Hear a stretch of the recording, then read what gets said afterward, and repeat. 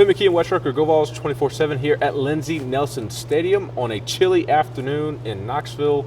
Liam Doyle, Tanner Franklin, the cold not too much for them as they were dominant in a 5-1 win for Tennessee over Samford in the series opener. Tony Vitello, win number 300 of his career. He is the fastest coach in program history.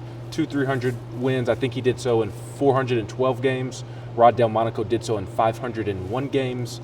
So congratulations to Tony Vitello there. As I mentioned, it was the Liam Doyle and Tanner Franklin show.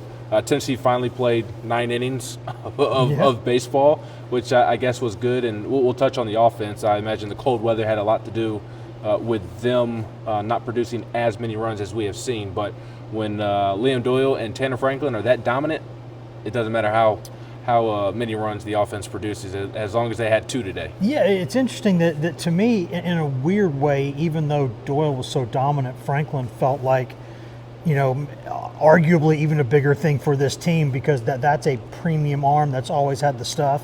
And now if this young man's really turned this thing around and Frank Anderson's gotten him fixed already and gotten him this dominant, that stuff plays. I mean, Doyle is a first-round talent. There's zero question about it. A lefty with that kind of stuff, just phenomenal. And on a day like today when he couldn't really grip his off-speed pitches that well, it looked like, because it's about 8 degrees outside, he was still getting a lot of ride on that fastball, still pumping that thing for strikes, and 14 strikeouts, 1 walk. The 1 home run, but other than that, only 1 other hit. And then Franklin, ho-hum, bringing it 99 from the other side. It's just, they've got arms for days right now, Ben. They do, and I agree with you. It is a big development if what we saw is what we're going to see for the majority of the season, if not the entire season. And the reason that is because we knew what to expect to a certain extent with Liam Doyle, and we felt like Frank Anderson was going to bring the best out of Tanner Franklin, but to see it live and in person and these last 2 weekends, it brings the reality to life, I guess. And again, that's a dominant duo, and yes, they both have the high velo numbers, but in talking to Cannon Peebles, Liam is from the left side and it has rise to it.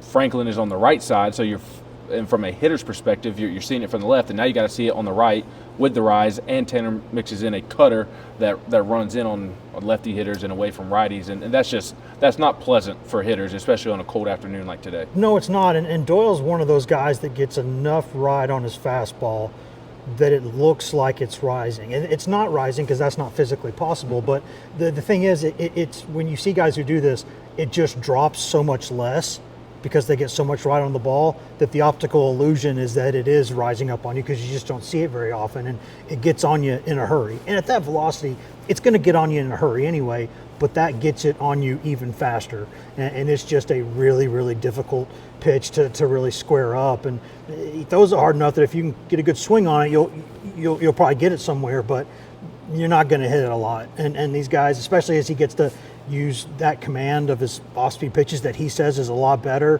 and I think will be when the weather warms up a little bit, he's a really nice prospect. Yeah, offensively, there were some really, really bright moments. Cannon Peebles hitting his first home run of the season. Reese Chapman continues to really swing it well, hit or start the year. He absolutely pissed on that ball that he hit to dead center. Cannon did as well into left center into the porches. And there was a lot of traffic on the bases today. Fisher had a double. Gavin Keelan continues to walk after he barely walked ever at Louisville last season. Baseball for you right there. But 5 runs is not what we maybe expected coming into the day because of what the offense had done the previous 4 games to start the year. And I think it's 2 things, in my opinion. A, the cold weather. B, you're playing better competition. And I think that's why they played 9 full innings today. Yeah, you saw early on, they left 5, I think, on in the first 2 innings, and they were putting the quality of the at-bats, I cannot say this enough, the quality of the at-bats they get for people their age, it's just ridiculous how much discipline, and then they hurt you when you do go in the zone, so you have to be careful going into the zone, but if you don't throw it in the zone, they're not going to swing. It's just a nightmare situation, but I will give credit, Samford's guys today, especially their 2 lefties, they had good stuff. Like they were mixing it. You heard, I think people said that the one slider almost backed up a little bit. It was a different looking slider, and they got different movement from the same pitch using different ways. Like lefties can shape the ball and do the things they do.